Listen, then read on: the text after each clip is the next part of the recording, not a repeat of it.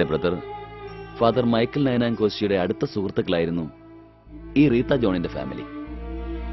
അങ്ങനെ ഫാദറിന്റെ റെക്കമെൻഡിലാണ് ഈ കുട്ടി ഇവിടെ അഡ്മിറ്റ് ചെയ്യുന്നത്. വളരെ സന്തോഷപ്രദമായ ഒരു ജീവിതം നയിച്ച ഫാമിലിയായിരുന്നു മിസ്റ്റർ ജോണിന്റേത്. താണ നിലയിൽ നിന്നും കഠിനാധ്വാനം കൊണ്ട് ഉയർന്നു വന്ന ഒരാളായിരുന്നു ജോൺ. ഭാര്യയും മക്കളുമായിരുന്നു അയാൾക്കെല്ലാം.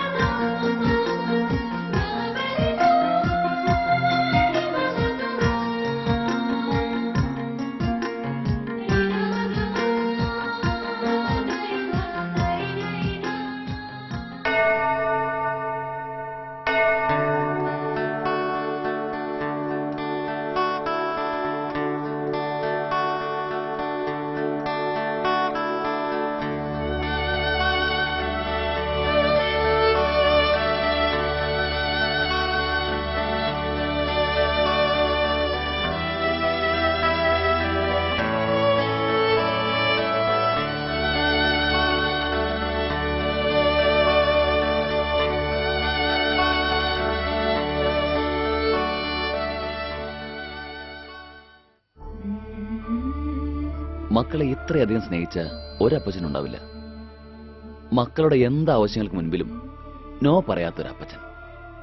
ഈ ലാളന കുട്ടികൾക്കും പ്രിയപ്പെട്ടതായിരുന്നു. അതുകൊണ്ട് തന്നെ അവരുടെ ആവശ്യങ്ങൾ ഏറി വരികയും ചെയ്തു. ആ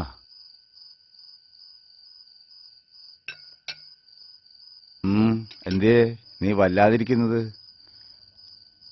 ഉറക്കം വരുന്നെങ്കിൽ നീ പോയി കിടന്നോ. ചേട്ടൻ ഭക്ഷണം കഴിക്കേ. നീ കിടന്നോ. ഭക്ഷണം കഴിഞ്ഞ് ഞാൻ കുറച്ച് കണക്കെല്ലാം എഴുതിയതിന് ശേഷം കിടക്കൂ. ആ മക്കള് ഭക്ഷണം കഴിച്ചോ? മോള് മോൾക്കെന്താ, അവള് ഭക്ഷണം കഴിച്ചില്ലേ? ഇല്ല. എന്തേ, സുഖമില്ലേ? പനി വല്ലതും? അതൊന്നുമല്ല, വാശി. അല്ലാതെന്താ? ഹാ, എന്താ ഇത്? മോളുമായിട്ട് വഴക്കിട്ടോ നീ ഇന്ന്? മോളുമായിട്ട് വഴക്കിട്ടോന്നോ? മോൾ എന്നോടാ വഴക്കിട്ടത്. ഓ, ഞാൻ പറഞ്ഞത് തിരിച്ചെടുത്തു. നീ എന്ന് മോളെ വിളിച്ചേ, എന്നിട്ട് ഭക്ഷണം കഴിക്കാൻ പറ. വേണ്ട, ഇന്നൊരു ദിവസം ഭക്ഷണം കഴിച്ചില്ലെന്ന് കരുതി ചത്തൊന്നും പോകില്ല. ചേട്ടൻ ഭക്ഷണം കഴിക്ക്. ഓ, നീ വാ. എവിടെയാ അവള്?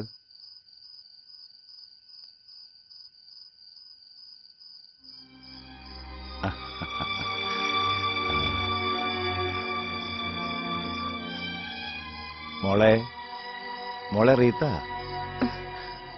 എന്താ മോളെ കൊച്ചുകുട്ടികളെ പോലെ? എന്താ എന്റെ മോളുടെ പ്രശ്നം? എന്തായാലും ഈ പപ്പ സാധിച്ചു തരില്ല എന്റെ മോൾക്ക്.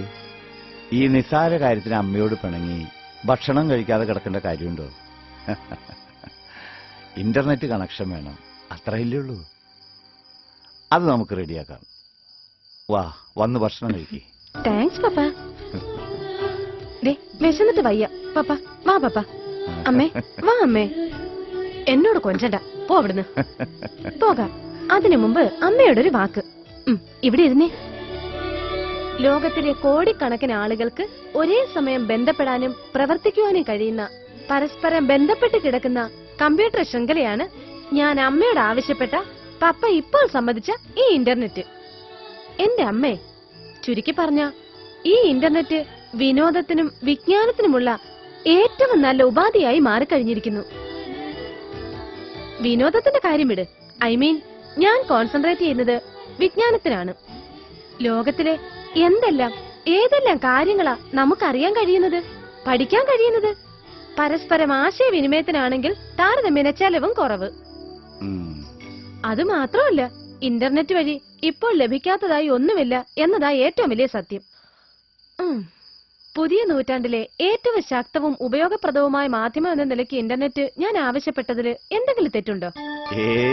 ആ, തെറ്റുണ്ടെങ്കിൽ എന്നോട് ക്ഷമിച്ചേക്ക്. എനിക്കത് വേണ്ട. ശരിയെന്ന് തോന്നുന്നുണ്ടെങ്കിൽ എന്റെ അമ്മ എന്റെ വശത്ത് നിൽക്കണം.